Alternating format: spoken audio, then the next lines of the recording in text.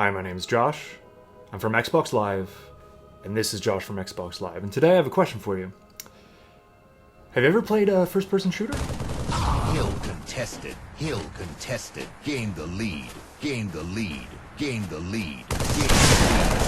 And if so, have you ever noticed that when you walk into a wall, your gun doesn't actually clip through the wall like it would in reality? That's because games actually render the gun in the foreground completely separately from the rest of the game world, which results in an image which is visually fragmented, offering an impossible perspective. This, I claim, perfectly illustrates what's happening to cinema today.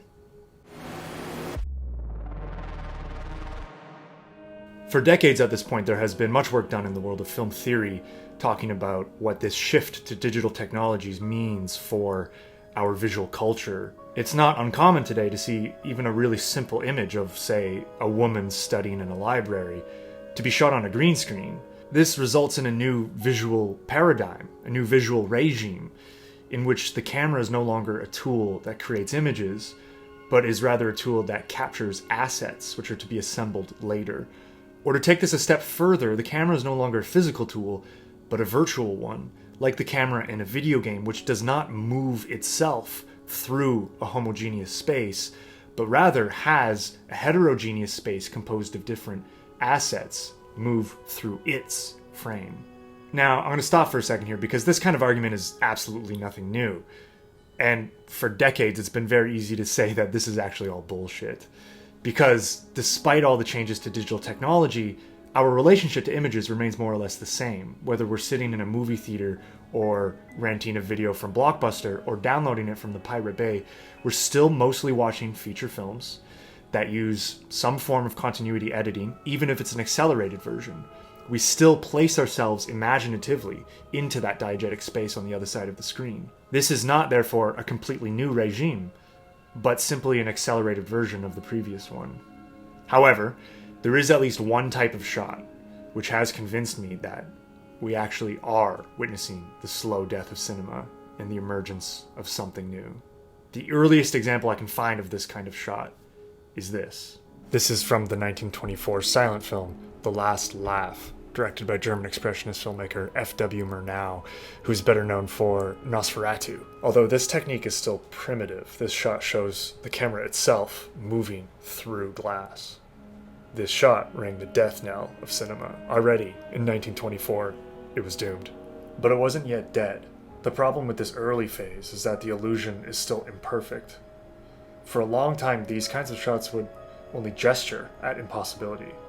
We still progress from exterior to interior through a cut and fade, or through the removal of glass dividing the two. The illusion is obviously a passage from this shot to that shot, from one image to another. These two images are not yet fused into one.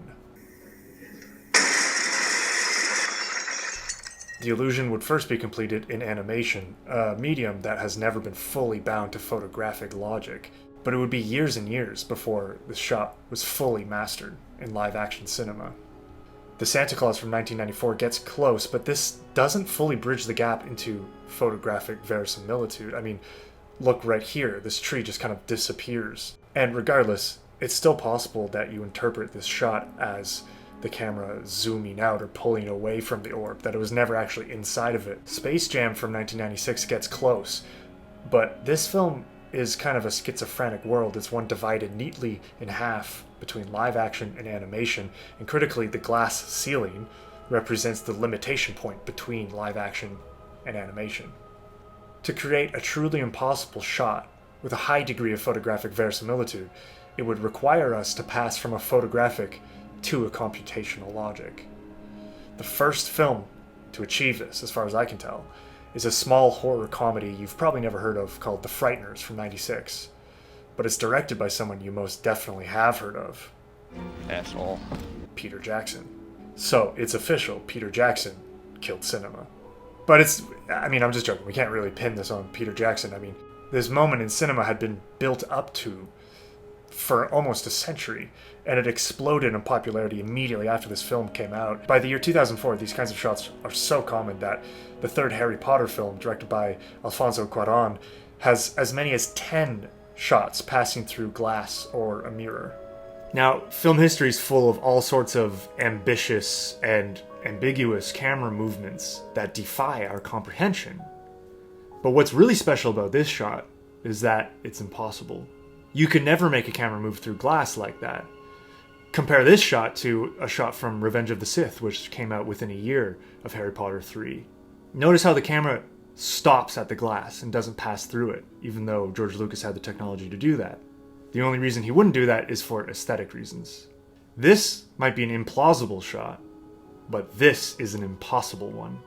It's a shot that places the audience in a peculiar position, one in which their relationship to the diegetic space on the other side of the screen is unknowable. This is a type of shot that I would like to call the Beyond Meat Burger shot. The reason I'm calling it that is because, like a Beyond Meat Burger, your knowledge that what you're eating is not what it tastes like is actually integral to the intended experience. It's both pretending to be, and yet at the same time parading the fact that it's not a burger. And to be clear, these shots are impossible not only because the objects within the shot are unreal, but because the camera itself is unreal. The subject is unreal. This reminds me of something that Shane Denson said in his book Post-Cinematic Bodies, where he was talking about a piece of video art by the artist Ian Chang. He said, quote, "The screen is accordingly not a neutral window onto a world, inviting me to peer into it unseen, as in certain types of filmic works. Instead, it is an active interface, its isometric perspective reminiscent of a certain type of video game.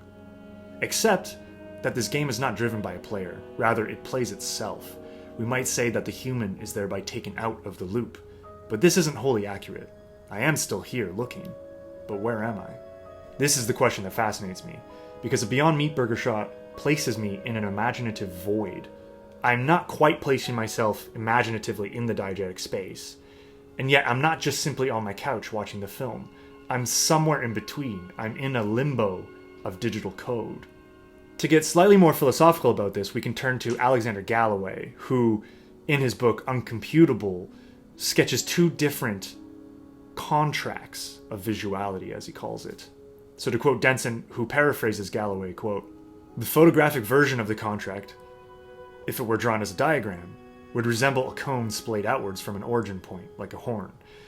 Starting at the focal point, photographic vision fans out into the world, locating objects in proximal relation to the origin." According to Galloway, the photographic contract is thus a subject-centric or ocular-centric correlation, which is significantly challenged by computational media in its very different geometry. As he puts it, computational media has finally impoverished the eye. Indeed, computational vision is also conical, but inverted. Galloway characterizes this new visual regime as an ethical visuality, explaining that the ethical is the mode in which all points and positions dissolve in favor of a single generic claim: all is love, or here there is no point of view. Photography says here is a view, but computer vision says there is no point of view because here are all of them. But is any of this truly new? Denson goes on to compare this to Plato's philosophy. Such a perspective would involve a strange self-displacement, even as the philosopher's visible body would become an object of this all-seeing eye, thus turning itself and the world into a weird volumetric Ouroboros. But that must be what it feels like to picture oneself from the standpoint of the eternal forms. Focused and punctually embodied vision dissolves into total environmental visuality. Whether or not this visual regime is truly new or not, there is an inherent horror to it. It's the horror of the object having precedence over the subject. It's the horror of something outside of you being the center of you. It's the horror of denying the body, denying your own perspective. I wouldn't argue that there is a hegemony of this new visual paradigm that dominates everything being produced by the culture industry today. It's this one. However, it is becoming more and more common. We're seeing more and more of this kind of shot where virtual cameras fly perfectly smoothly through spaces that no camera could ever fit. This is perfect cinema. For my money, it's the imperfections that make any shot interesting and give it life. As humans, we might strive for perfection, but inevitably we will fall short.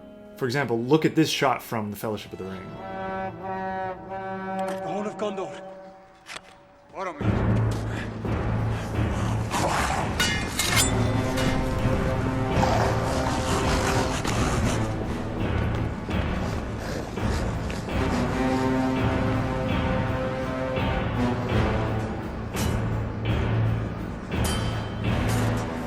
This is not a gratuitous camera movement just for style. It actually serves a really important purpose of clearly establishing how far away Aragorn is from Boromir and how many orcs stand between them.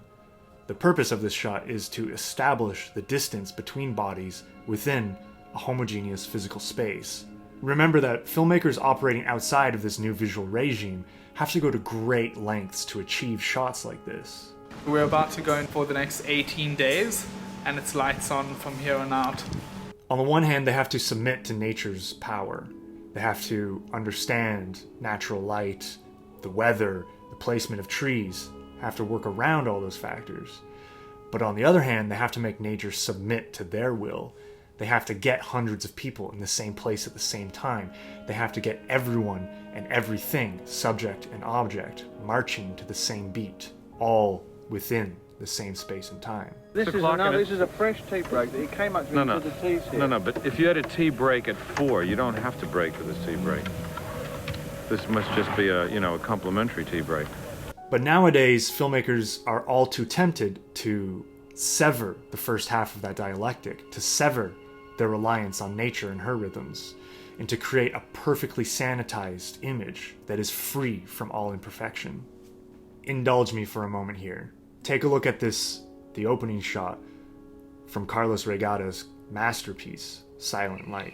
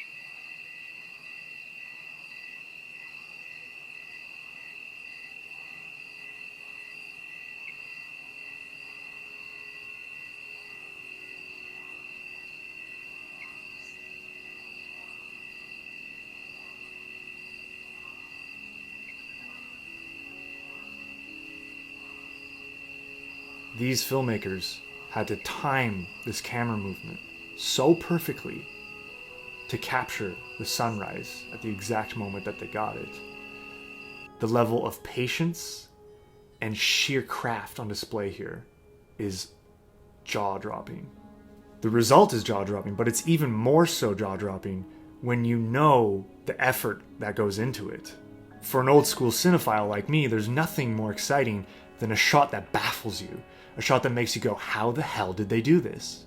Today, because of the cost of putting a film together, it is so much rarer to see such ambition and such craft on display. To reduce risk and maximize your shooting time, you're far more likely to shoot a camera movement at any time of the day, and then after the fact, add a sunrise digitally. But this severs our connection to nature, to her rhythms and cycles, to her messiness, and results in an image that is fragmented in time and space. That thing comes towards you, you point it in this general direction, you'll never miss. To quote the film theorist Steven Shaviro, in his book Post-Cinematic Effect. We live in a time when, despite the astonishing pace of scientific discovery and technological invention, the imagination itself threatens to fail us. But does that mean that cinema is truly dead? Is it time now to grieve for what's lost? Or should we look forward with optimism at the new aesthetic potentials that post-cinema presents us? I got a clear cut, although it may seem like it's just me, cut, and full of optimism, cut. Shaviro would have us be optimistic. He claims that all post-cinematic works operate on the premise that the only way out is the way through. We cannot pass over the mountain! Let us go under it! Let us go through the mines of Moria. He goes on to say, this means that these works produce their own version of what Benjamin Noyes called accelerationism, an exotic variant of la politique du pire. If capitalism generates its own forces of dissolution, then the necessity is to radicalize capitalism itself. The worse, the better. Against the power of Mordor, there can be no victory. We must join with him, Gundam. Now, Shaviro is quick to point out that accelerationism is very flawed as a political strategy. However, he also claims it's a useful, productive, and even necessary aesthetic strategy today. I think ultimately I agree with Shaviro. Post-cinema is not going away anytime soon. Perhaps it is time to start grieving. That it has all been in vain. The Fellowship has failed.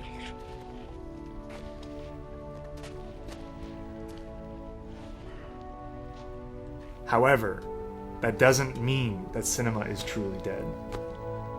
What if we hold true to each other? For what it's worth, I believe that this moment, this post-cinematic moment, will bifurcate cinema in at least two directions. On the conservative wing, we will see a resurgence of the art film, the film with real cameras in real spaces that focuses upon performance and storytelling. This will be akin to what happened to painting in the 20th century. It retreated into the elite spaces of galleries and museums, no longer appealing to a mass audience, but mostly appealing to a rarefied crowd of pilgrims, students, and fellow artists. But on the populist, progressive wing, post-cinema will evolve further and further into unreality. Open your eyes. We'll be whisked away by impossible views into new and undreamt of spaces that will collapse multiple temporalities into increasingly perfect, transcendent totalities. We can only hope that the filmmakers responsible for creating such images will bring their genius, their compassion, and above all, their human imperfection to their art. We can only hope that these dreamers actually dream big. Thanks for listening.